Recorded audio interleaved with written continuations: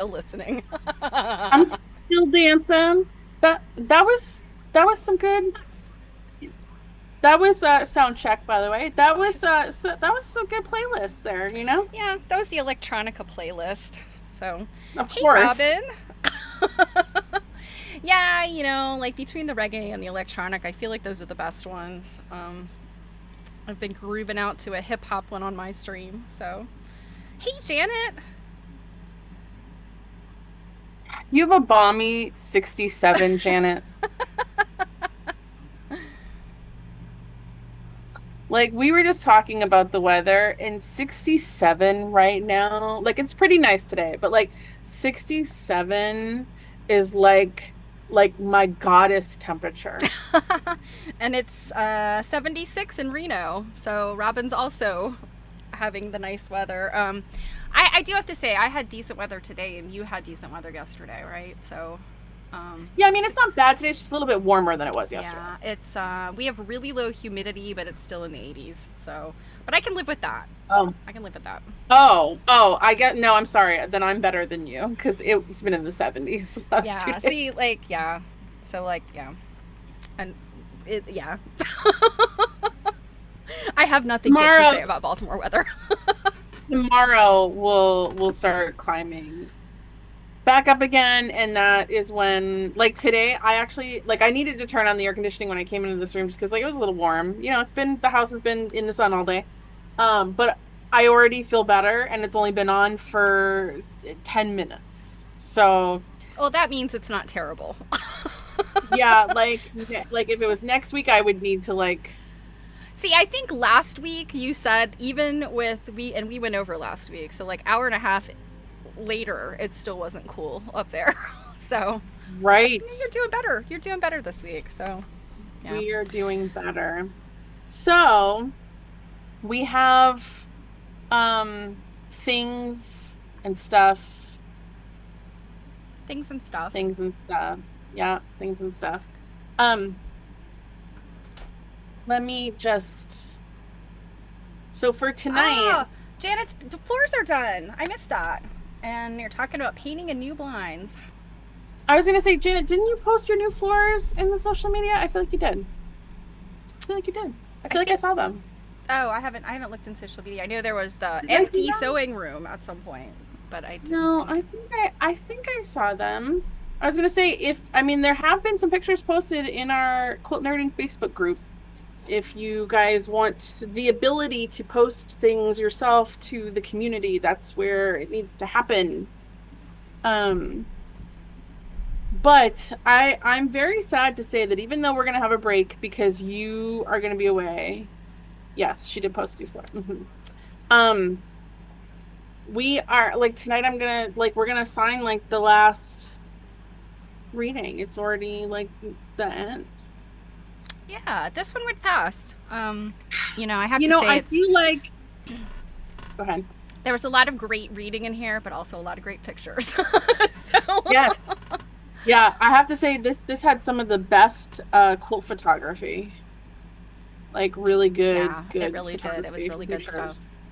Yeah, But and I feel like I compare how long a book felt to how long reading Murder at the Quilt Show felt. Like, that was the book that wouldn't end. yeah, that one went on a bit long. It's like the reason it was called Murder at the Quilt Show is like, you want someone to murder you, like, to be okay. So that book took forever, and it was a slog to get through, and now I guess, like, every other book by comparison goes really fast because I think, they're a yeah, lot I think better. so. I feel like even though we absolutely loved the one about Tallulah Bottoms, The Legacy, I feel Mhm. like that one was kind of long because there was a lot of All the narrative in there. tragedy. And all the tragedy. I know it was like, oh goodness. That was, um, I know, it was like so good and the most depressing, you know. so But for the next reading, it's actually quite a few pages because I just put it in the description. However, it's like more than half pictures. So know, there looks like there's a nice good essay in here, and then it's like pictures, pictures, pictures, and then there's some really good ones in here.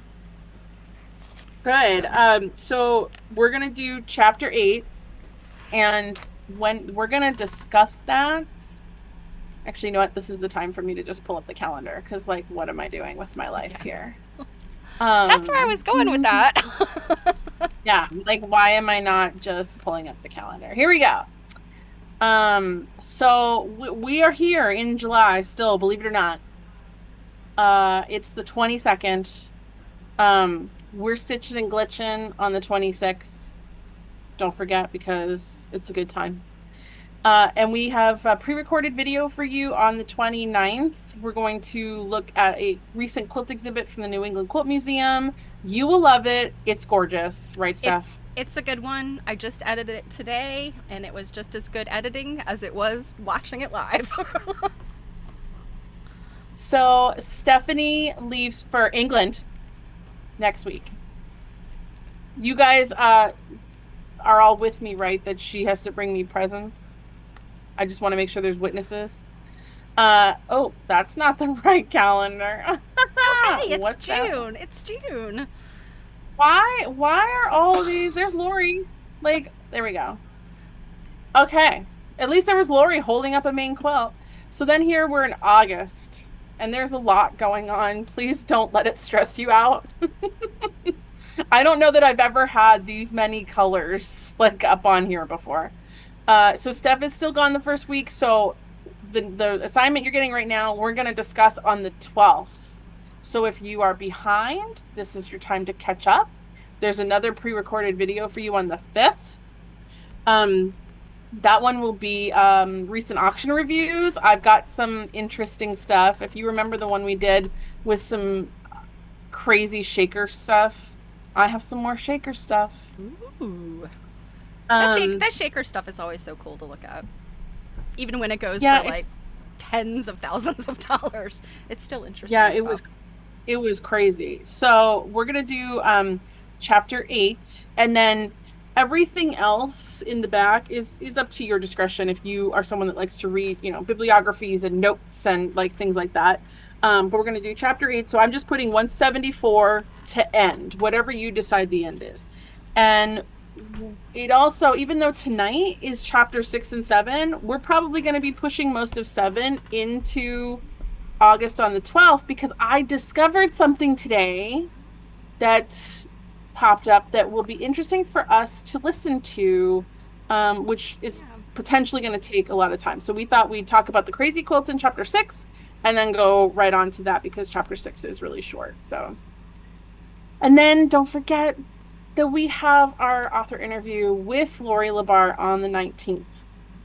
And then we go into looking at all kinds of other stuff, which I wonder if we'll ever get through the backlog. There'll probably always be a backlog. I think so.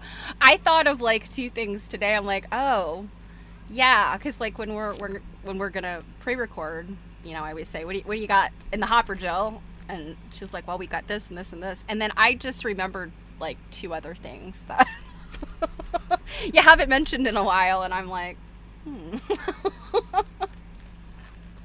Yeah. There's always something. There's always something. You gotta grab them while they're available. So, okay, to get and Robin does say, yes, you need to bring me a present. Yes, I saw that. Yeah. Okay, so to get us going here, I have pulled up again the Maine State Museum collections site here, because there's a lot of really great photos in chapter 6 here, and I thought we could look some up like we did last time. Oh, I'm going back over a couple of the quilts we were looking at last time. Yummy. Chapter 6. Where am I? Okie dokie. I love the title of this too. That's just crazy. So, like, jumping right in here, I thought it was very interesting that Laurie mentions that all the groups of collections in the museum's hello, search. In the museum's collection here, the crazy quilts are the only ones where every single one is attributed to someone. I know that was amazing to me when I read that. I was like, oh my gosh, you know, people put dates and initials on crazy quilts. It was all the rage. So, yeah, and it just sounds like the provenance on all of them was just intact, including one that went to another family and traveled to other states. They kept the provenance. I was like, that is amazing. I love it. Interesting. The number for the quilt pulled up this image of a painting instead of the quilt. This person is not attributed to this. So that's interesting. Who are you looking up? I'm looking up this figure 6.1 here. Oh, okay. And the number, oh wait, oh, it might not have anything. Darn, maybe this one's not in the thing. It's not bringing, let me see if that changes anything. Well, let's just look up crazy quilt. Let us see. Haha.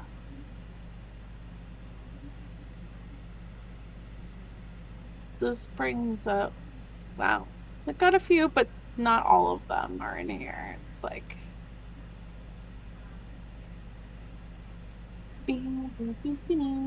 is there anyone in particular in here that you really liked? Let's see. I did.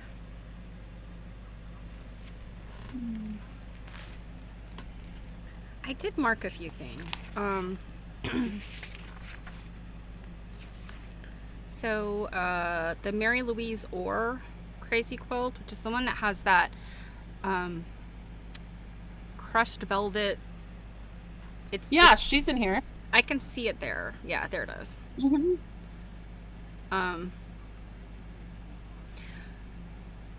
I really thought this one was interesting, and then on the next page there's the one that was either made by or given to her cousin. Something tells me that Mary Louise Orr made both. I don't know why. I just feel like she made both. This one was just really interesting because of that palette shape that she used on a lot of blocks. It looks like a painter's palette. I thought that was interesting. She's got a bunch of fans, or at least two. No, there's more. So both those, like a folding fan, as well as those little paddle fans. There's at least two of those paddle fans in here and a couple folding fans. And then she just, this highly encrusted ribbon, those flowers are all three-dimensional ribbon work. And also, I really like the painting of the cat. Yeah. The cat is pretty darn cool. Here's a signature. Mm-hmm. Yeah, and that's one of the pictures in the book, and I like that you can get in there tighter than we could see in the book. Mm-hmm. Yeah. I'm just curious. They had, oh wow, look at all that. Yeah, just the materials are all just so sumptuous, and it looks like it's in really good condition. Yeah. And I think that's kind of what's exciting about a crazy quilt when it's new or in good condition, is that it's just got like all of this rich opulence. And whether you like that more is more kind of nonsense of crazy quilts, or if you're one of those people that's just like, ugh, crazy quilts, you cannot deny that they are the pinnacle of opulence in quilts, even if it's not necessarily like legit opulence, but all the silk and the velvet, and sometimes there's metallic threads and all the embroidery, and it's just the plush and the velvet. I don't know, they always look so cool. And I have a number of crazy quilts, and they're all in terrible condition, so I was hoping there was going to be a close-up photo specifically of the kitty, but it looks like cat, this is our yeah. close. You did have the close And up then of look, there's a the cow. woman with the veil, and I have a theory Yeah. about the woman with the veil. In here, the caption, it says, the painting of the woman in the veil may be a self-portrait of the quilt maker. And I believe it says that there's also, is there a painting of a girl in here? I'm trying to remember. I feel like I saw that. And I thought to myself, because she made it for her daughter. Look, there's another cat. Oh, yeah, there is a painting of a girl, see? Next to the cat. Next to this other cat. Yes. Okay, yeah, it's a side view. Oh, and there's another kitty on the bottom here. Oh. Yeah, there's I really only picked out the cat right in the middle. Yeah, there's a doggy. Look at the doggy. Oh, Yeah, and another cat. Holy moly. So there's there's a barnyard of fun here. Yeah, Hi, the cow is very cute. But yeah, and I'm sorry, Janet asked, are the cats and dog painted freehand or just painted over a picture style? I'm gonna guess it's actually freehand. Yeah, I would think that they're freehand, and the reason why is what I actually have, I think 2 blocks. I have a couple of painted I have a crazy quilt with a painted item in it, and I also have a painted item that was meant to go in a crazy quilt and never was put in. And I guess they could probably have transferred using like that pounce technique, where you poke the holes in the pattern. And I think they probably could have, or probably did do that. She did that to some degree, but I think she was really an accomplished artist. I mean, I think she was very good. But going back to the point I was making about this with the veil, I kept looking at it and I was like, it looks like a very, very nice portrait, but I bet you anything, if you lift that veil up, there's something funky about her face. It looks like her eyes are rather uneven through the veil. I bet you anything she put that veil on there because she was like, this is supposed to be me, and I am not loving how I'm looking. I'm gonna just throw a veil on here. And I say, good job, sister. Yeah, just looking at it, it looks like the eyes are like faces are hard. They're just like a little like but yeah, that cow is really great, isn't it, Janet? It looks just like the cute Elsie Borden cow, but yeah, those cats are fantastic, and I did notice the dog. Well, this cat looks like a very distinguished gentleman. Where, like this one, I don't know, maybe this is like the old man in the crowd. And then like this one is like the discerning grandmother.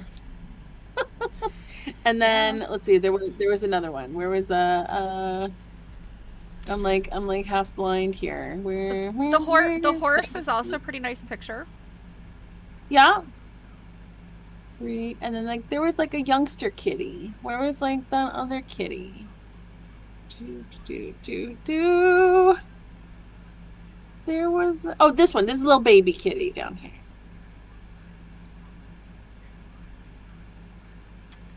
Yes, yeah, the oars must have had a clouder of cats. Am I right? Yeah. This is a very interesting. This quilt is like, this is a crazy quilt that's like storytelling. Yeah.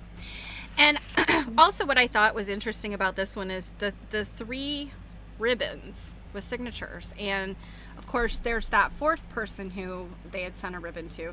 I'm wondering if she sent a number of ribbons out, and those 3 and then the note about the 4th were the only ones to come back, because I was like, that's just a weird, like, an abolitionist and 2 presidential and vice presidential wives, like that. I mean, great people, of course, but I was kind of like, I wonder why she didn't try to get more, but I'm guessing she probably did.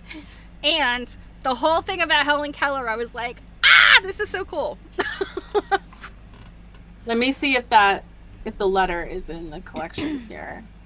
Because the fact that like they even have... Yeah, it's at the Maine State Museum. No, I know, but it doesn't mean that it's online. Is what I mean. Right. Yeah, I was able to read it. It's so interesting what her text looks like. I don't know, I mean, I knew that Helen Keller, I mean, she was brilliant. She could read and write. And it seems to me that at this point, like, she's not very old, is she?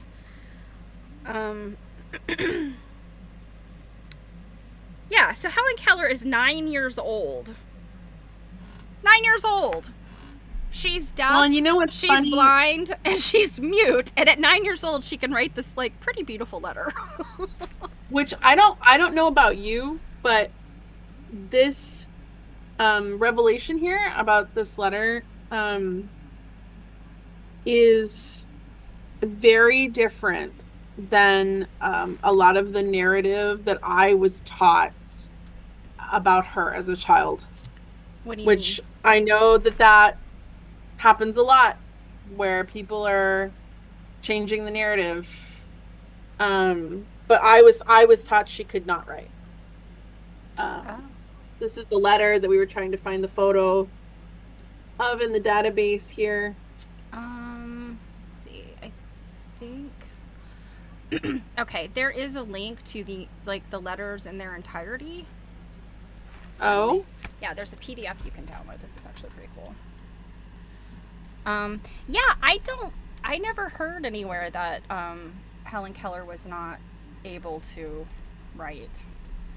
I don't remember ever seeing anything about that. I do know that they developed the system of almost like sign language on her hand, because obviously she can't see sign language, she can't hear. Right. So they did like some type of symbolism on her palms, and I guess they developed a language. I mean, that's what I'd read about her, and my gosh, that must have been elementary school when I read that. So, yeah, I don't know. Do you want to look at this PDF? I put the link in the. Oh, sorry.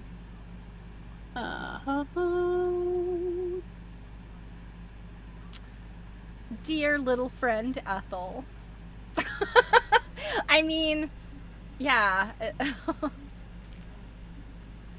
Although, it's like she says that I'm blind and pencil writing would surely rub out, but I'm like, why didn't she write it in pencil, and then they could have just gone over it in ink, or somebody else could have gone over it in ink.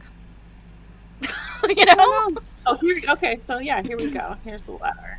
Yeah, and it looks like it's not just that letter. It looks like oh, there's others. Yeah, and it's interesting how she forms eights. Oh yeah, this is February. Sorry. Yeah, the way she forms eights are really interesting, and I guess it's just the way because she's using some kind of board that has a texture. Yeah, so this is the letter that's in the book here.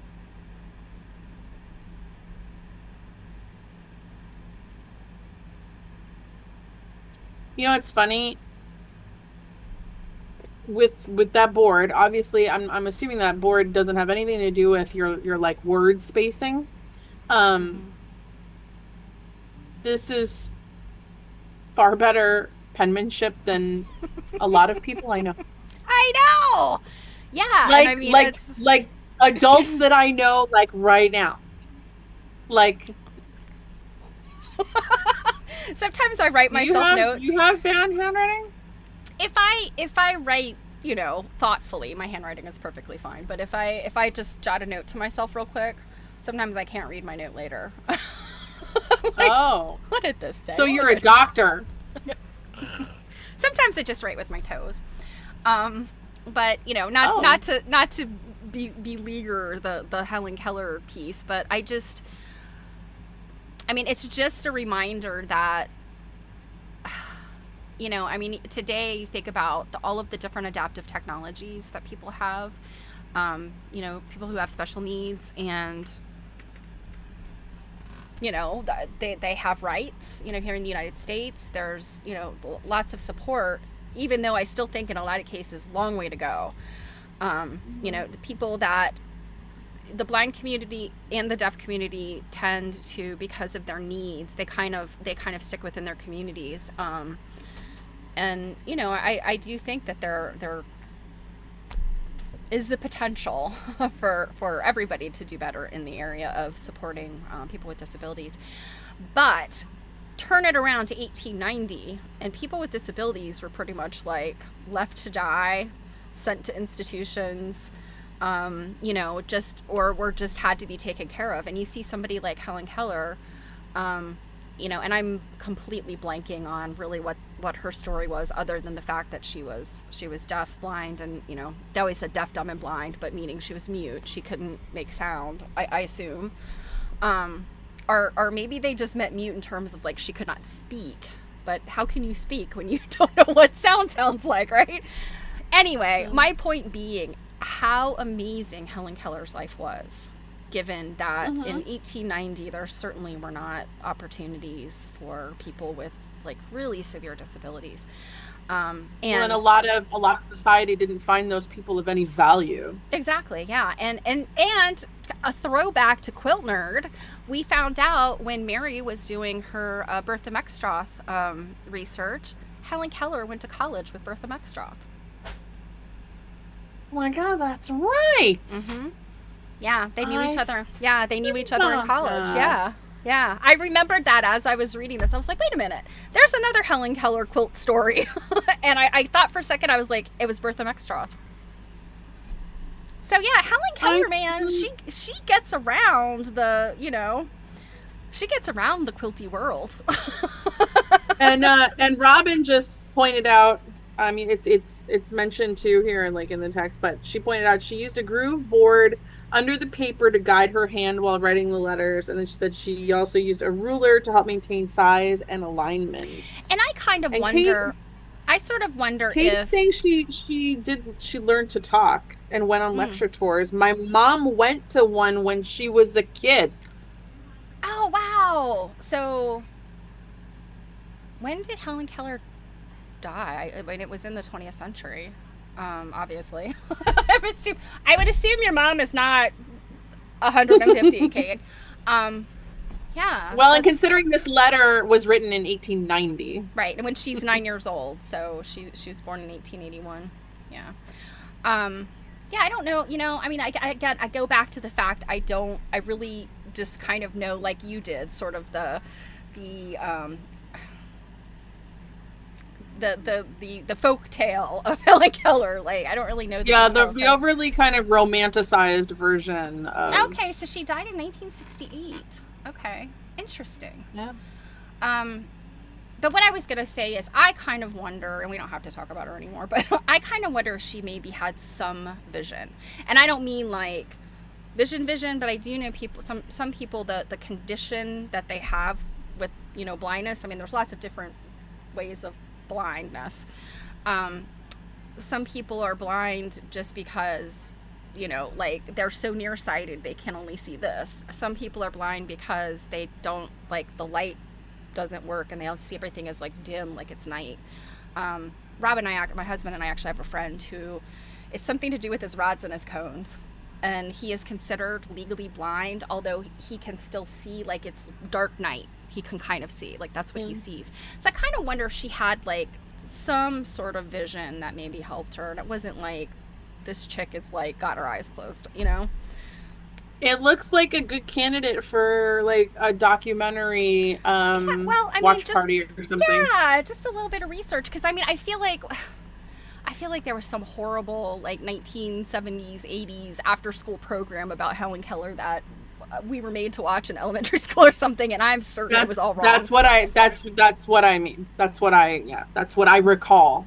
Yeah. And all especially right, so...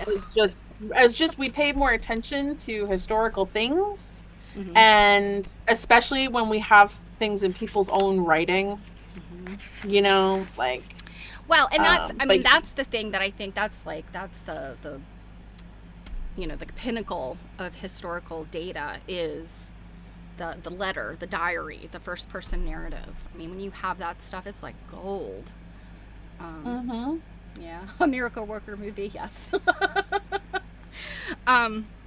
Yeah, so I mean, I just go back to this quilt and the other one, the other Orr quilt, the Addie Mae Johnson. Here is the other one incoming. Yeah, I just looking at the details, that palette shape, that's what keeps getting me. It's that palette shape. I'm not going to say I've never seen that before. I'm sure if we grabbed Penny McMorris's book, we could find this. But I really feel like, I mean, they're very, very well done. They're very specific looking. I feel like it's the same quilt. It's the same person made them. Not the same quilt. Same person made them.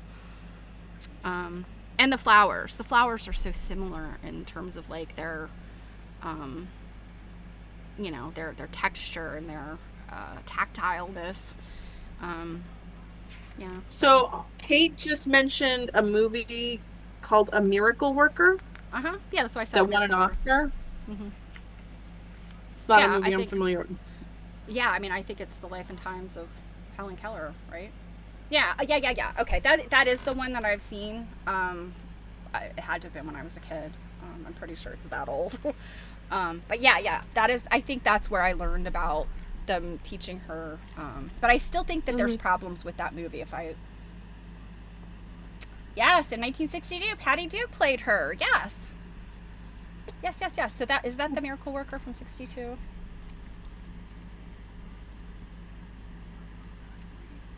Are you looking it up? Yeah. Even though I think these guys probably just looked it up. Yeah, 1962. Yep. This is definitely one of the ones I've seen.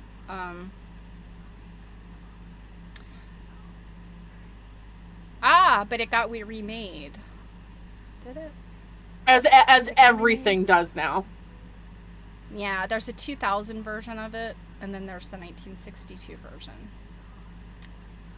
So, and it looks like the 1962 version, Helen Keller was involved with that. That was before she died, yeah. So maybe that would be the best one to go after. Yeah. I mean, it's Patty Duke. Come on. So,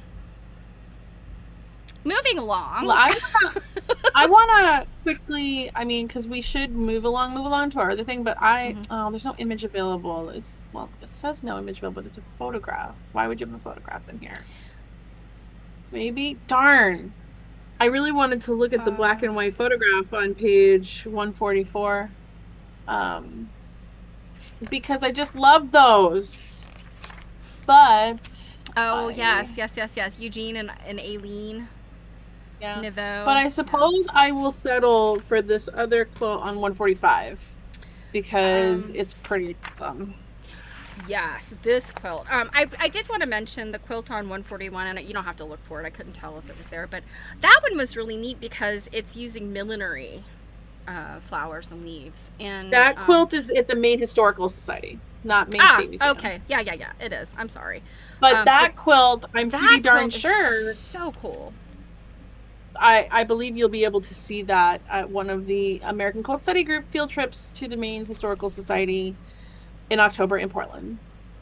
Yeah. And then it's an FYI. And let's see. Sorry.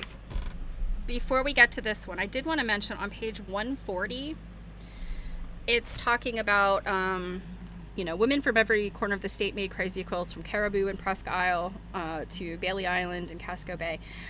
But here at the bottom, after it talks about Aileen and her quilt, it says, women continue to make crazy quilts today as individual artisans or part of the state's several crazy quilt guilds. I've never heard of a crazy quilt guild. No, I would say that's probably something for us to ask Laurie about. Yeah, I think that's really interesting. And maybe it's the kind of thing like here in Baltimore, we have the Baltimore Applique Society, cause Baltimore. And I not to say that I wouldn't expect to see applique societies other places, but it's just kind of made sense to start one of those here. But I'd never heard of a group that was specific to crazy quilts, and so I'm curious about those. And are they contemporary? Yeah. I have written a note to ask her about crazy quilt guilds. Yeah. Now look at the bananas thing. Yeah, this thing is beautiful. And what's interesting is we just looked at a quilt that is on the video you edited today that has some of this kind of fan work Yes. in it. Mm-hmm. It That's does interesting. indeed. Yeah. This And one actually, is if just I'm remembering, didn't that quote potentially say it might have been from Maine?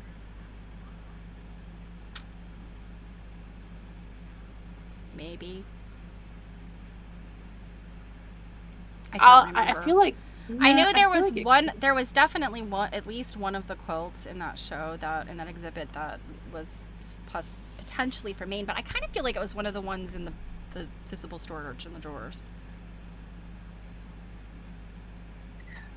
Maybe I will have to look because now I'm curious. So this one, the rose in the center. Oh my gosh! Like, I don't know if is that the closest you can get, I guess, but it looks Ye- photo realistic. Um, Yeah, this is the close up. and I'm speechless. And It's painted. that beautiful writing. Yeah, I mean, this whoever did this piece of it, this part of it, was an absolute like superstar artist. Like, this is just amazing. Fabric is Mm-hmm. just not that forgiving when it comes to like, let me just paint something. You know, I mean, if you're that good at painting, wow. And yeah, this is just, yeah, it is absolutely a beautiful quilt. And it took me a minute because I'm reading this and it says cross fan crazy quilt, and I'm looking at it and I'm like, where are the crosses? Here's some more painted flowers. There's lots of initials on this quilt. Mm-hmm. Yeah, and I feel like those initials were definitely, and I need to do some research because I have a crazy quilt to research. Oh, I haven't really announced the details of that yet. I will when I come back from England. But those particular initials that have, like, sometimes it's leaves and vines and little flowers and things. One of the companies, one of the embroidery companies, has to be responsible for those because I've seen them on so many quilts. hmm. I also have something. I was going through some ephemera, and I have these little, and I haven't looked that closely to see if there's a date or anything on them, but so you know what, like iron-on monograms look like, you know, Yeah, get the little fabric, yeah. you know, the little stitch. So that's what they look like, but they are this very fine paper, and it's about as heavy. It's a little bit lighter, I would say, than copy paper, like printer paper, a little bit lighter weight than that, but it is these beautiful stylized initials. And I think what you do is you put them down on your fabric and you stitch over them. Okay. And so I wonder, in some cases, if some of these initials are that. It's not, you know, it's not an iron-on. It's not you don't, you know, you would, I guess you could trace around it, but I think it makes the most sense to just stitch right over it. So Mm-hmm. yeah, I've kind of wondered if, you know, anytime you see these like big bold initials that have a really dense satin stitch, I'm wondering how many of them might be this product that I didn't know anything about until I got this armload of ephemera and found them in there, and I was like, what are these? And that it occurred to me that's what they are. Oh, you're gonna have to take a picture of them and show us. Yeah, I will. I'll pull them out. I just I just gathered them up and put them on my bookcase the other day, this weekend. Yeah, I Oh, probably so they're have like, never to be found again. no, I know exactly where they are, because I want to take a picture of them. Yeah, so it's interesting, kind of, because, you know, a lot of times I looked at these crazy quilts and I was like, oh, these people were just amazing stitchers. You know, this needlework was so amazing.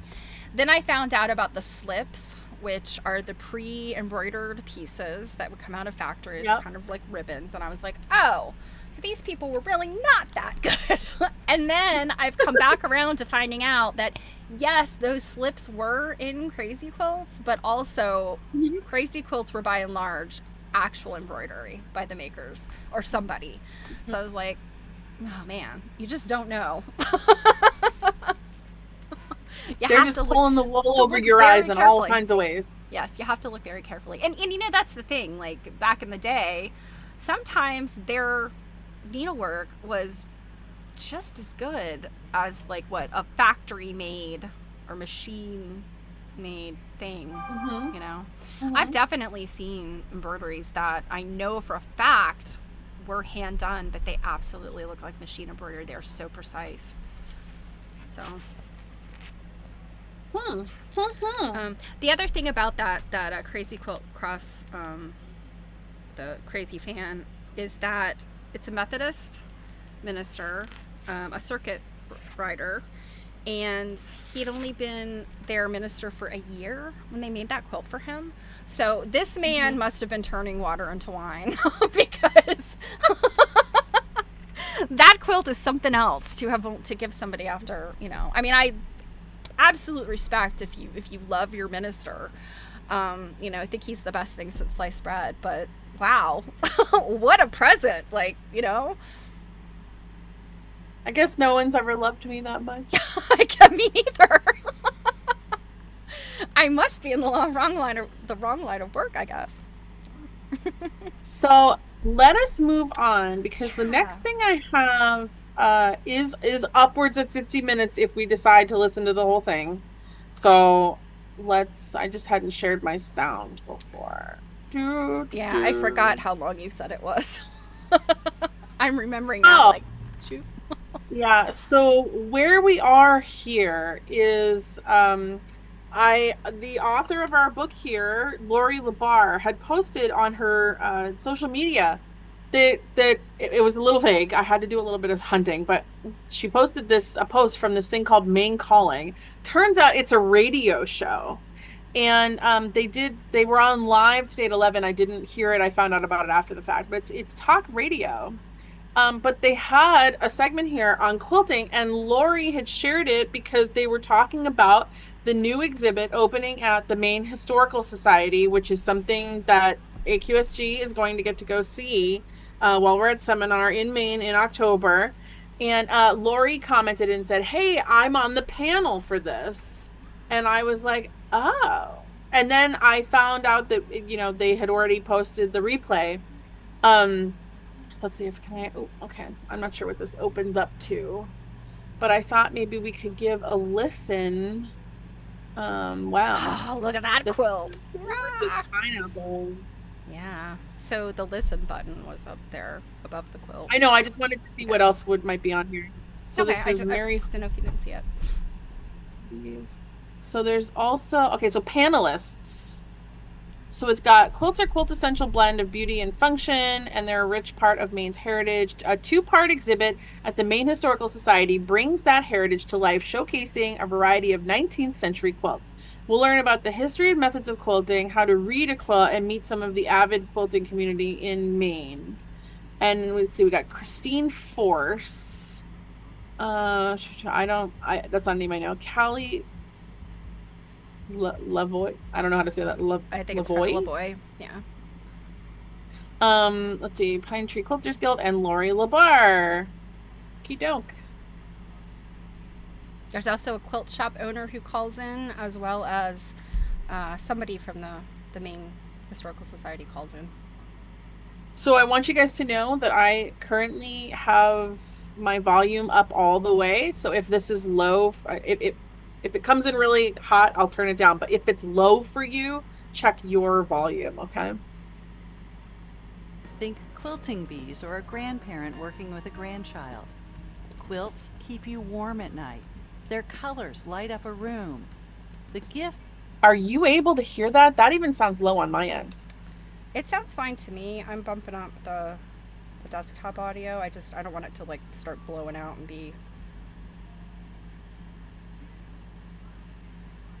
The gift of a quilt is an act of love.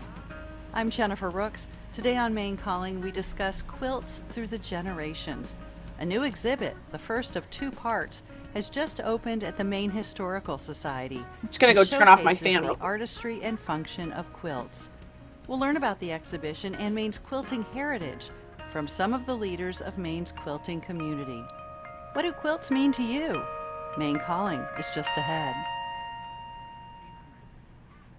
Maine Calling is made possible in part by Rennie's, a Maine shopping adventure with 19 locations across the state, now open in Bangor This and kind of sounds Waterville, and by like Maine Quilts Seacoast with Mission, delivering health care, Delilah education, on and like support Magic to island and 106.7. coastal Valley's communities. Learn more at seacoastmission.org. Yeah, there's some Maine Ooh, I businesses can are hear getting it. a little bit get a little extra advertising here. I'm Jennifer Rooks, and this is Maine Calling. You can understand a big part of Maine's heritage by looking at its quilts.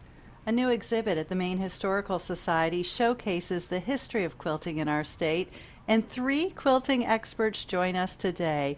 Christine Force is the guest curator behind the new Stitches exhibit at the Maine Historical Society. She is a member of Calico Quilters in Yarmouth. Callie Lavoie is a board member of Pine Tree Quilters Guild. She is with the Evergreen Quilters chapter. And Laurie LaBar is curator emerita with the Maine State Museum, where she was formerly the chief curator of history and decorative arts. She wrote the book, Maine Quilts, 250 Years of Comfort and Community. We invite you to join the conversation. Are you a longtime quilter? Do you want to learn quilting? What does a quilt in your family mean to you? You can send a brief email to talk@mainepublic.org, post a comment on Facebook or Instagram, or give us a call at 1-800-399-3566. Look at this pretty And I quilt. will note that this show is part of our Passions and Pastimes series. Welcome to all of you, and thank you so much for joining us. I understand, Laurie LaBar, that when you wrote the book about 250 years of quilting in Maine, it was supposed to go with a big exhibit that was supposed to start in July of 2020. And Yes. we all know what was going on in July of 2020.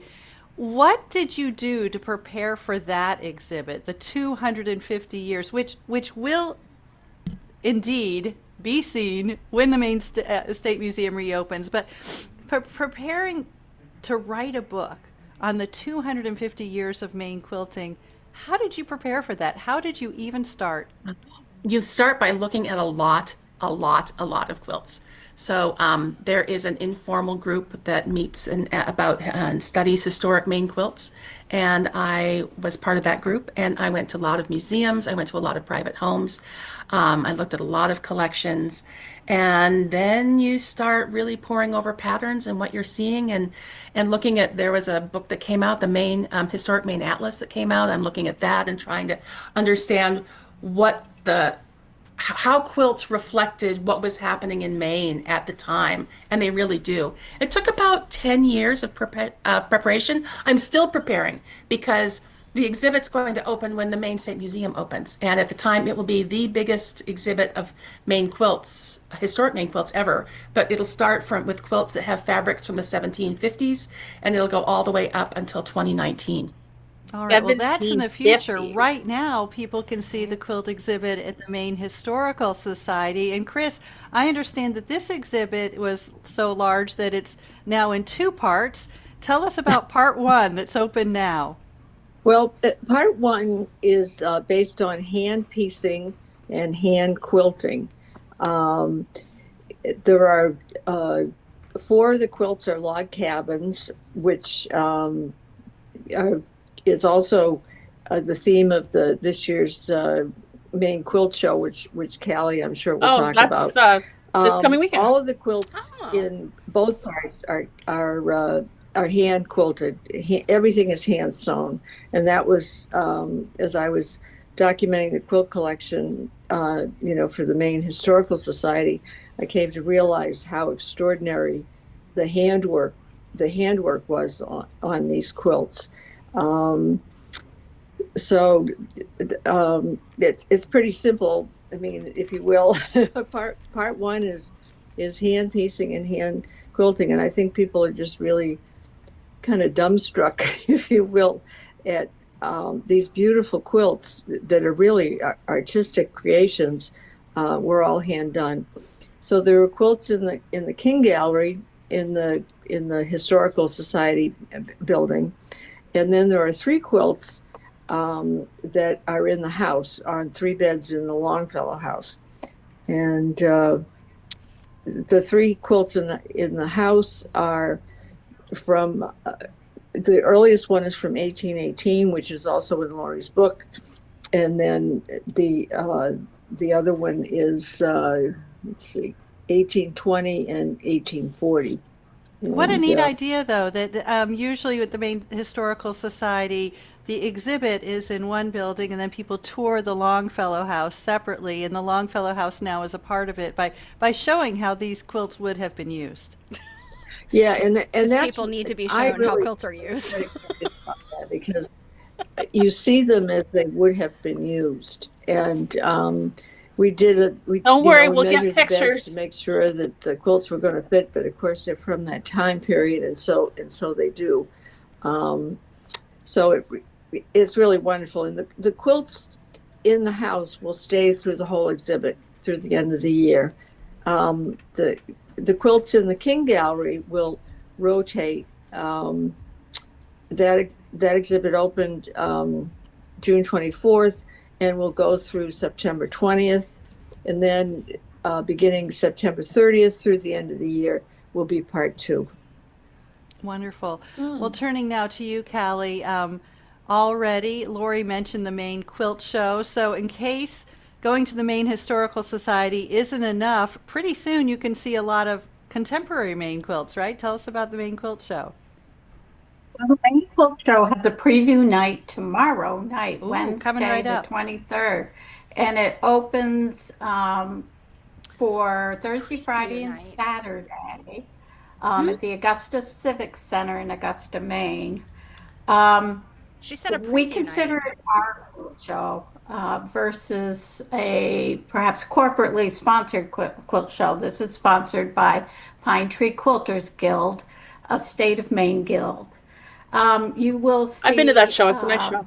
Right now, over 500 quilts on exhibit made by 500. individuals. NEQM will have an exhibit. From beginners all the way to a judge section of probably about 85 quilts that will win ribbons. Your choice to join. We also will have international, national teachers each year. We have this year 33 vendors that come from all over the country, and special exhibits, including an exhibit of log cabin quilts from the International Quilt Museum in Nebraska, mini Amish quilts from the New England Quilt Museum in Lowell, Massachusetts. Woo! No, I won't be there. And a theme challenge of log cabin quilts, which kind of gets back to Chris a little bit, called Home Away from Home. We have a banquet on Thursday night, which is now closed, but the special speaker is a gal who is called the Stash Bandit. Make things from fabrics that you have. So So this is the big weekend, Callie. I so appreciate This you is giving us it. an hour today with everything that's right on your doorstep. But more than Yeah. 500 quilts on display at the Augusta Civic Center. That's a lot. For a of quilts. first-time attendee, that sounds a bit overwhelming. It is, but you wander the rows of the quilts in the auditorium, It's and it's a- just it's a fabulous big to see show all the for a different stage show. design styles, colors, different. Oh, I could do that. Oh my gosh, I could never do that. All kinds of inspiration and enjoyment wandering through all the quilts hanging there. Laurie, Callie mentioned that there's a National Quilt Museum in Nebraska, and I'm wondering what makes a Maine quilt special, or is there something? Do Maine quilts really reflect what was going on all over the country throughout history, or are there certain quilts when you see them you just know? There are a couple that when you see them, you're like, oh my gosh, that has to be Maine. There's one in particular that's in the collection at the Maine State Museum, and it's from, well, we thought it was from the Bristol Peninsula. We thought it was from South Bristol, but then when I was working on the book, I discovered that it was actually from my hometown of Dresden, and it has what we call today potholder quilt, which is it's from 1840s. It's Each block is completely finished and then stitched together. Usually you stitch all the pieces of the block, all the blocks of the front together, and then you put the batting, and then you put the back, and then you put the binding. This time, all of those steps are in each block, and then in this case, they whip stitched it just from the back. And so that's a very main thing. As well as it has what we call cut corners, but they're four-poster corners. And that's something that was common throughout New England. But in Maine, it goes until the 20th century. I didn't know About it went the to the 19 20th. teens, it kind of peters out. But I think it's because a lot of Mainers were frugal and in rural places, and people just kept using those old four-poster beds. So those are a couple things. Another thing is that the quilt I'm thinking of is what we call an album quilt, which is it's like today we call them friendship quilts, where everybody does a block and then you sew them together. And in the mid-Atlantic, down Baltimore way, they were very carefully orchestrated, curated works of consistency. And up here, it's anything goes. It's totally the amateur hour. There's no professionals making We the know how to pieces behind the party up scenes or here. anything. And so it The can be amateur kind of hour. chaotic. So there's all these things are in this one quilt. If you have one alone, you can't tell, if it's cut corners, is it from For Maine, anyone or that is it doesn't from know New Laurie, she Hampshire, or really is this Massachusetts? fun. But when you have all these She things is a lot of together, fun. that's sort of the quintessential Maine quilt. And when you start getting, it isn't really until we get to the 20th century that Maine quilts start to reflect what was happening in the country at large, with a couple of exceptions. In the 18 teens to the 1830s, Maine made a lot of pieced wool quilts. And we think that's because they had a lot of problems getting cottons, especially during the War of 1812. And so they had a lot of wool. We So read that's about what they that made already quilts in the from. book. Oh, interesting. And Laurie, I know because I've done some rug braiding in my day that people reused articles of clothing and things like that. Is that the same in quilts? Are you finding that, are you The finding radio lady uniforms? did rug braiding. I love that. Finding pieces of the kind of clothing that farmers would wear in these quilts that you're studying? In the wool quilts, you definitely do. And there are a couple quilts that I can think of that were made from uniforms, but not very many. And I was actually surprised by how many quilts are made from brand new cotton fabric. Every now and then you get one where you can tell that it was recycled from something else. But more often than not, they're using new fabrics. Well, we're going to turn now to Jamie Rice from the Maine Historical Society. And Jamie, we have Chris here on the panel, and she was your guest curator for this show. But I want to ask you the big question. Why was it so important for you, for the Maine Historical Society, to put on this exhibition? Well, thanks for having me. So, quilts is not a large part of the Maine Historical Society collection, but we do have some wonderful pieces, and so I think it was a great opportunity to draw some attention to a genre that we haven't exhibited or, provided access to really in a meaningful way until now. So that was one really great example. But also we really wanted to tell the stories as much as possible of the people who made the quilts, where they were used, and kind of show how this was really a statewide pastime. I know that the Historical Society is often, if you're studying there, if you go there for a show, you're often looking at old photographs, maybe old documents. Things like diaries are precious. What can you learn from quilts that you maybe can't learn from those more traditional records? Well, I think we were just talking about, the use of wool versus cotton at certain times. I think really kind of documents the historic record. You can see what was going on in Maine in around the War of 1812. It was difficult to get imports from Great Britain for obvious reasons. And, so you can kind of see the way that people engaged with the economy. And so I think that that's what you can kind of, by studying textiles or studying material culture, you can learn about what people were doing at the time and how things were impacting their lives, but also, what their interests were, what were the popular fabrics, what were the popular colors. And so I think there's a lot that you can learn from these three-dimensional objects. It's interesting to me, Jamie, because when you had your exhibit about clothing, many of the dresses and outfits really reflected the upper classes. And part of that is because the kind of things that people saved were their nice clothes, their wedding dress, or their one fine dress. But I'm guessing, and I want you to tell me this, that quilts really reflect people at all levels of society. That's a really good point. So to the pieces that are on exhibit right now, there are 5 pieces in the King Gallery, as Chris mentioned, and they're examples of really fine work that you might see in a parlor that might be more decorative, but then there are also pieces that were a lot more functional that people used on their bed, and you can tell that people, slept with these items. So it's a little bit more of a spectrum across the classes, which you don't always see when it comes to clothing, historic clothing, because people tended to keep those. I think people maybe appreciated a little bit more the work that went into quilts and maybe personalized it a little more than you would to say like a cotton dress that was made from scraps. Be less likely. Well, I mean, so I think cotton there's dress an you're going to emotional wear connection to quilts multiple that you days might a not see month. with clothes. You might which not use it hopefully all. means that they will survive for the historic record. Laura, you wanted to jump in. Go ahead. Yes, I love the fact that quilts, almost all quilts from Maine, historic quilts from Maine, were made by women.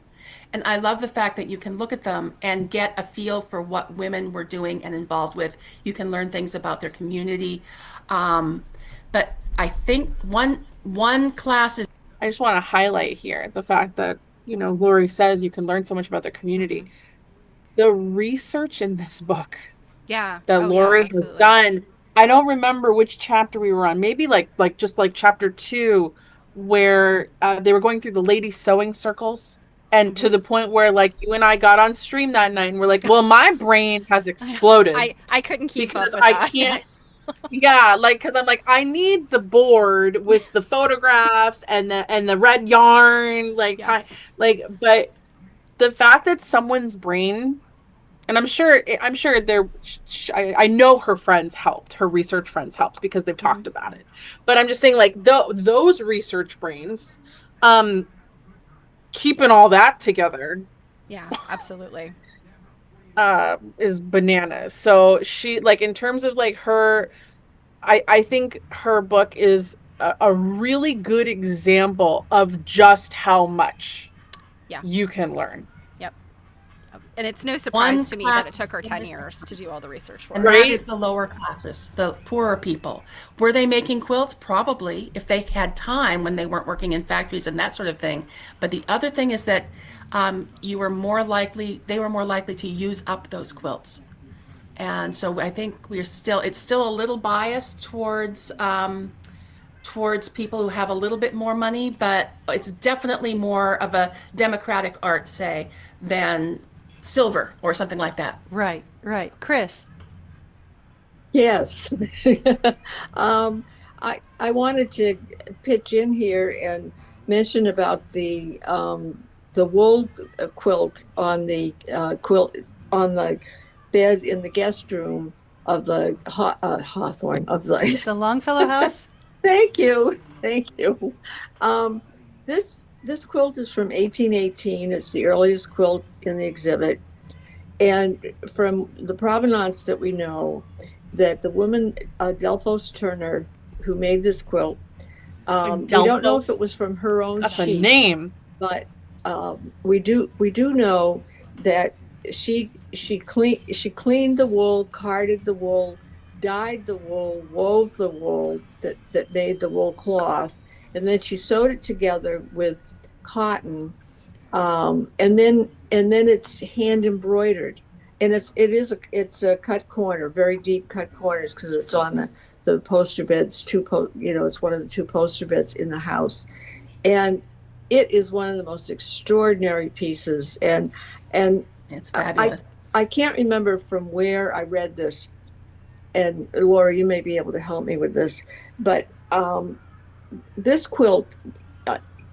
is so extraordinary, and I don't think there are many of them that are like this that have survived, and it's a true work of art, and you think that it's was finished at around 1818. Thank you. Yeah, those are another type of quilt that is actually a lot of the ones that have survived are from Maine or are probably from Maine. Part of the problem, of course, is at the time it wasn't Maine, it was Massachusetts. And so sometimes we don't know exactly where they're from, but when we do know where they're from, they're almost always from Maine. Jamie Amazing. Rice, before we let you go, I'm wondering how unusual is this for you to do a show in which both the galleries in the Modern Building and the Longfellow House are all together, part of the show? It's really unusual. I think this is a great opportunity to see these quilts in the wild. You can see them on beds and see them kind of in the context that they would have been used. So this is really a unique and fun opportunity for us to be able to show quilts in both places, on the wall, displayed in an exhibit setting, but also to see. I think it really brings the house to life, and it's fun. I'll also add, before I go, is that Delphos Turner was 18 years old when she made that quilt. So this is a really amazing story of somebody who did a stellar piece at such a young age. Well, Jamie, thank you so much. She was 18. She was an old lady. Come on. Some of these girls were that's 5 years old. That Please.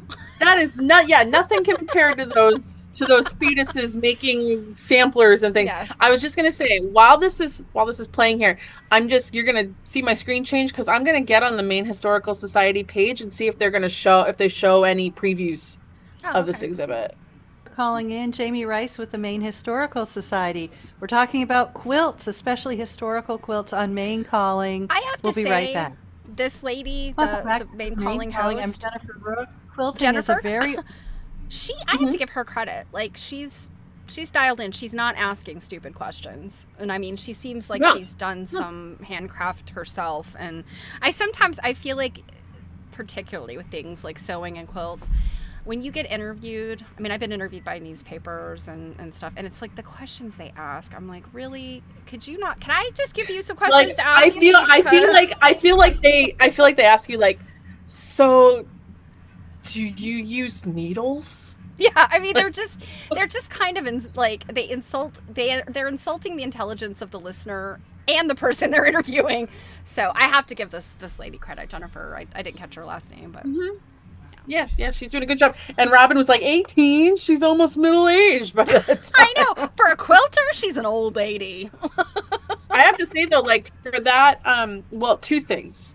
One, I'm going to message Laurie because I do remember her talking about 2 different shows. And the one they're talking about comes down before AQSG gets to the area. There is going to still be stuff to see at Maine Historical because we have a field trip there. But I'm going to ask Laurie, does it just move or is it actually totally different? Because if it's actually totally different, it's in the Maine Historical Society is in Portland. They're talking the quilt show that's this weekend is up in Augusta. That's 3 hours for me. Portland is an hour and 15 minutes. So if the exhibit's technically different, I could actually sneak over there and, I feel like it does completely flip over. I can't. I thought she said that it would be like when we talked to her. I thought she. Well, said keep in that mind, some of the things that she's not going to tell these people. Yeah, I know. Some of the things. I know, but I feel like when we talked to her, I feel like that's what she said, but I can't remember exactly. So don't quote me. Yeah, well, that's why I'm going to double check with her because if that's the case, then it's totally worth my while and our while for me to run over there and get some content because got to see them sitting on a bed. Yeah. Anyways, so yeah, you're gonna see me poke around the Maine Historical page here to see if we can see very old art, craft, and community action. Today we are learning about Maine's quilting heritage and how it lives on today.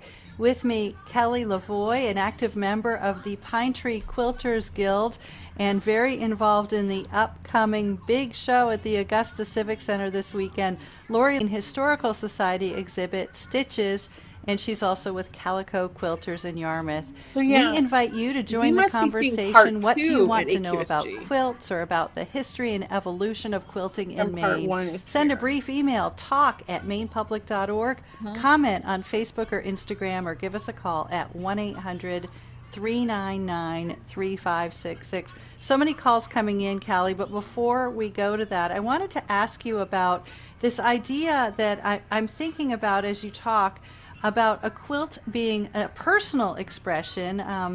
Jamie Rice named the 18-year-old who made that beautiful quilt that's now at the Longfellow House, but also a community expression. And Callie, all of you are part of Quilters Guilds, which makes me think that you get together and quilt together and help each other. And that's kind of how it's always been, right? Yes, definitely. Pine Tree Quilters Guild, as I briefly said, a statewide organization, actually is broken down into 7 areas, of which there are 64 chapters of gals and guys that share experiences or actual workmanship or lessons, or bring in speakers and enrich their education by having programs and or individual quilt shows, just showing off their own work and being proud of the expression they make with their own quilts. It's a large organization of about 1,750 members in this state. It keeps us all hopping from Aroostook County down to York County. It kind of morphs into this exhibit through the quilt show in Augusta starting Thursday. An opportunity to again further expand our community sense of quilting as a big group in this state. We'll go to Lucille calling from Bangor. Hi, Lucille. Go ahead. Hi. I would like to know what to do with a quilt when I pass. I have a quilt. It's a very thin quilt. It was made in 1862 in Palmyra, Maine, the year my great-grandfather was born by his mother. And I have her name and his name and everything. And it's the craze from that time period of Christmas quilt. It's off-white, and it's got tulips, and the blossoms are red calico, and the leaves are green calico. It's not in perfect condition, but I know who made it, where they made it, and when they made it. And I would like to know where I could have it donated when I pass. Lucille, thank you so much for that question. I know 2 of our guests want to help you with that, and I have to tell you that Laurie LaBar is coming to us right now via Zoom, sitting in front of a quilt that sounds a great deal like the one you're describing. But Chris, go ahead and go first. What's your advice for Lucille? If I heard Lucille correctly, did you say Palermo, Maine? Palmyra, right? Palmyra? Palmyra, over near Newport. Okay. Oh, okay. Well, I'm still fairly new to Maine. I moved here in 2012, so I don't know all of the geography yet. I love the way Mainers talk. My own experience of, working for the Maine Historical Society. They're always happy to look at historical quilts from a family, especially ones that have the provenance like it sounds that you have. So that would be one suggestion that I can make. All right, Laurie, go ahead. Yes, if you have the having the person's name is really important with old quilts because it happens so seldom. So in this case, you have a lot of options because the Maine State Museum would also be a good place to look. Maine Historical Society would be a good place to look, and also your local historical society. Either one of those places will probably be a good fit for it. And what I would do if I were you, if you could, is contact them before you're ready to give it away, because then you'll know better what place is the best fit for you. And you can go online and find out where or somebody can help you go online if you're not online, and learn about how to contact folks, because those 3 places would be great fits. That's good advice. Lucille, you're calling from Bangor. Bangor has a wonderful public library. I'm sure someone there would help you if you wanted. Contact these organizations. But thank you so much for calling and your willingness to make sure that I want her to call very me. precious I'll quilt take it. has a important. And I'm forever. So wondering calling if it's in. just red and Gloria, green, or so was it? Lucille is talking She about mentioned a the tulip tulips. It's on an off-white background. You are coming to me right now I'm in wondering front if of there was yellow in it too. tulips and has an off-white background. Is this a classic pattern? It really is. Today, this pattern is called Carolina Lily, and it's something that is used all throughout the United States, That's funny. I especially think the there was a north. Carolina Lily right here. Ironically, Carolina Lily, but especially up this way and by the mid-century, mid 1800s. Sorry, which century am I in? I like We'll go to Lou, who's calling from Green. Hi, Lou. Go ahead. Hi, thank you. It's my understanding that in the South, slaves used patterns on quilts to display messages to other communities. I'm wondering if you've ever come across any information about slaves in Maine doing the same thing. Lou, thank you for your call. Laurie, I'll go back to you as a retired curator. Thank you. This is a fascinating story that really resonates with people because they really, it's the type of thing that gives people hope that that people were helping each other escape during those terrible days. Of course, by the 1860s, there weren't any slaves in Maine, but we were definitely an active part of the Underground Railroad. These stories do not start until after a book was written on the subject, which was fiction, was written about the subject in the 1980s, I believe. And there are some logical issues as well as some factual issues with it. Unfortunately, some of the patterns they're talking about weren't around in the 1860s. They didn't nobody sort of invented them until much later. And the other thing is that people were traveling at night, so they weren't likely to see the quilts that were out. And people don't tend to leave quilts out at night because they get dewy and get moldy, and people don't want to do that. And the other thing, of course, is that if there's a huge network of people that know about a code, sooner or later, somebody is going to expose everyone. So that would be very, very dangerous. So I'm afraid that it's a wonderful, wonderful story, but there really isn't any evidence for it. But thank you for asking. Yeah, That's a thank really you, good Lou. I'm sure answer. other people have heard that as well. I have an email here from Eric. Laurie What is can be nothing if done not with diplomatic. mental value that are coming apart? It seems like there's no easy way to restore them. Callie, I'm going to turn to you. I suspect you've heard this question before. Yes,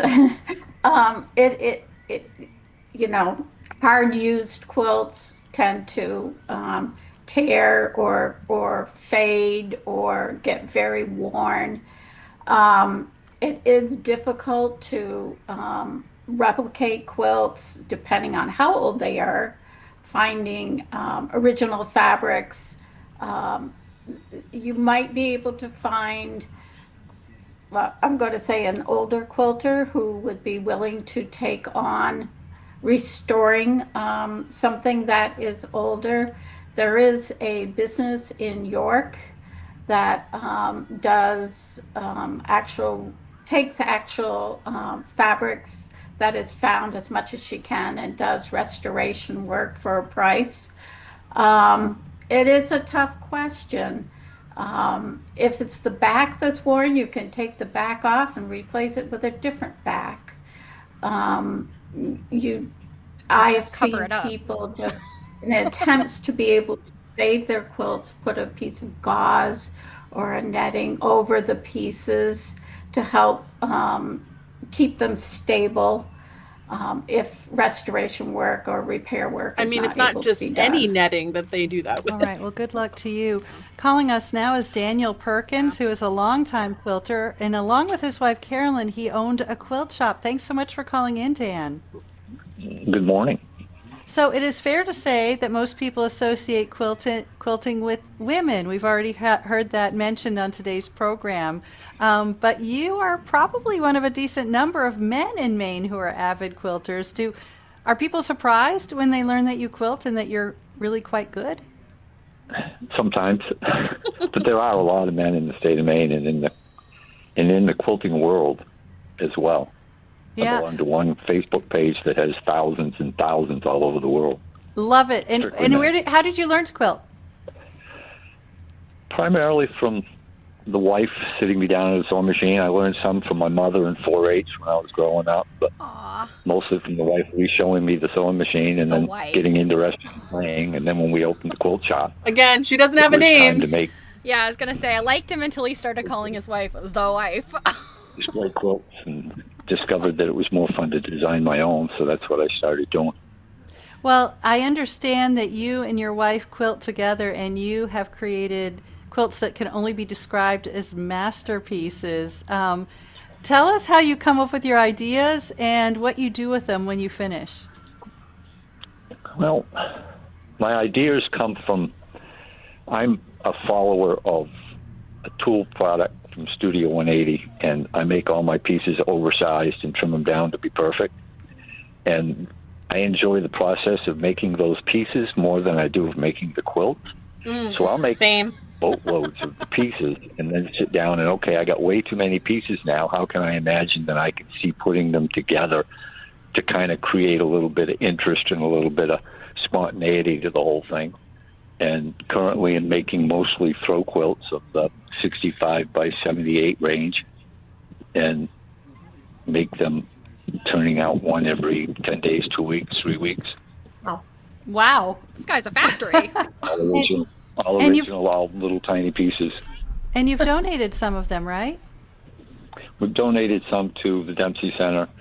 We've donated a lot to friends, families. We live on a pond, and there's several people on the pond. We discovered head cancers. So we've donated them quilts and sent them down to relatives and what have you around the country. Well, Dan, thank you so much for calling in, and congratulations. I've looked online and seen some of your quilts. They're really quite beautiful. Dan?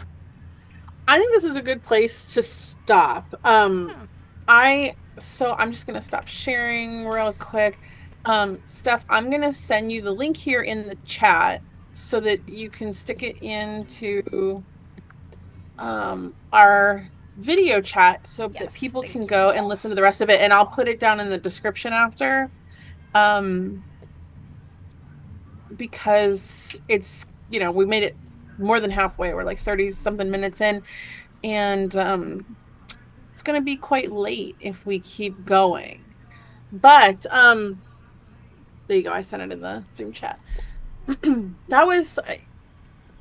I find it interesting that, of course, you were just talking about how, like, I've been interviewed and, like, people ask some really dumb questions. And, of course, there shows up that brings up the Underground Railroad thing. Mm-hmm.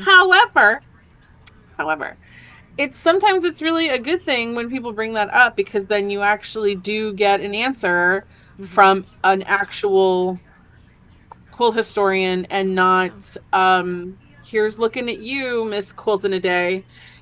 People making money off perpetuating things like that. Well, I don't necessarily look at Quilt in a Day, and you're talking about pretty beloved quilt teacher. I don't hate her, but I think the problem is really, Laurie was kind and didn't say the book's name, but it's hidden in plain sight by Jacqueline Tobin. That's the book that's a problem. Yeah, we don't have to go off on it. As Robin knows, I don't know, Janet, if you were around, or Kate, if you watched, but like last year when I went off multiple times. Oh, when you read the book. When I read it, because that's the thing.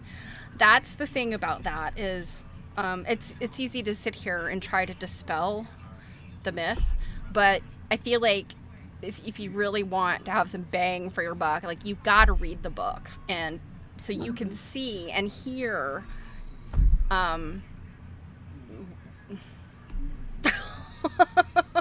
It just I think there were times when I like had to kind of wipe the spit off my, because I like yes, I do remember some but yeah, I thought that was a really beautiful response that Laurie gave, and I think there's folks in our community that could learn from that response. Because I think I often will see things on social media. I recently saw one that was kind of in the same vein, something related to African Americans and African American kind of culture and tradition. And it was kind of another one of those, like, oh, here we go, another Underground Railroad thing. And I was like, ugh, that was a really gross way of saying it. You know, I think it is something that, even though it's a myth, people really need to handle it with respect and you know, the right kind of discourse. And I really appreciate that Laurie modeled that. Yeah, and well, that and like people are a lot like more likely to hear you if you say something like, well, you know, here are the reasons why there's a lot of issue with that, instead of just like you said, ugh. Yeah. Like, obviously when he was asking the question, you could certainly see the face where Stephanie are like, oh no, but we weren't like, ugh. Like, no, I know that, I mean, it is, you want to, like, your core quilt historians. I mean, there's lots of quilters that really love the myth, and they will blatantly say, I don't care if it's not true. It is a beautiful myth, and I'm going to make quilts based on that. And, you know, like, more power to you. As long as you're representing it for what it actually is. Sure. Which is myth. And yeah, so I mean, like, in terms of myth making, I think storytelling and myth making are very important. African American story quilt, you know, the culture around story quilts is important. I mean, it's a huge part of African American quilt history. So yeah, you know, I think all that stuff is really important, and we're gonna get to kind of talk about that soon. Yeah, we haven't really made any announcements about that yet, but moving on. Yes, just putting a little teaser out there. We've got some cool stuff in store. There's things coming. But yes, I do think now that I am going to try to sneak on up to Portland and see that first exhibit. Like I said, I'll just send Laurie a note and just be like, these are different, right? Like, I should get up there. Yeah. And then, of course, assuming that, I mean, of course, you know, Steph and I always ask, I will ask that I can, you know, share things like that. And then we'll just, like, put that in the roster for, like, another thing. But you'll definitely get to see it by 2027. Well, I was gonna say, if I can get up there and I can share and like all those things, and like actually maybe what I'll do is I'll ask Laurie to ask if I can share. But if that's the case, then you know what we'll do is we'll make that our freebie video, the first one after the interview. Oh yeah, that would be awesome if you can get up there by then. To really like tie everything together. I remember her talking about there being like a show 1 and a show 2. I don't know why I thought she was describing it as like they were flip-flopping, but maybe they're not, and maybe it's totally different. And yeah, I feel like we asked her that question or somewhere around there, and I think she said, like, I think most of them are going to be switched out because they have so many of them, but you know, like, just based on, I know life's rough, huh? They got so many to play darn with. It, you got so many, and you know, you got the display space to only show half of them at a time. Got 2 shows out of it, so yeah. I'm very excited that you'll be able to catch that since it's so close to you. Yeah, since I'll have all this free time while you're gone. Robin said, with all the stuff you have on the list, y'all are going to need an additional stream. I mean, we do on occasion. Sometimes we might look at stuff on a Stitch and Glitch, which, you know, don't forget there's one on Saturday. But yeah, there's been occasions where we've like thrown in a stream here or there. Or we do a dual stream with Stephanie's Twitch stream. Yeah, we haven't done one of those in a while. We'll have to do one of those soon. Yeah. Well, that, and I'm going to tell you guys, I have a box coming. Do I know about this box? Yes, you do. You're just playing dumb right now. Robin, I'm going to be so lonely. Like, I think sometimes you underestimate how much of my life Stephanie is involved in. Yeah, you mean the parts of my life or parts of your life where you call me and I don't answer? That's number 1 complaint. Where are you and why you're not answering my calls? Well, okay, I definitely don't. Only if it's important, I might text you and be like, Stephanie! But great way to tell everyone that I am a better friend to you than you are to me. I think everybody's a better friend to me than I am. Yeah, and then she also often answers the phone in such a way like she's surprised that it rang. She's like, "Hello?"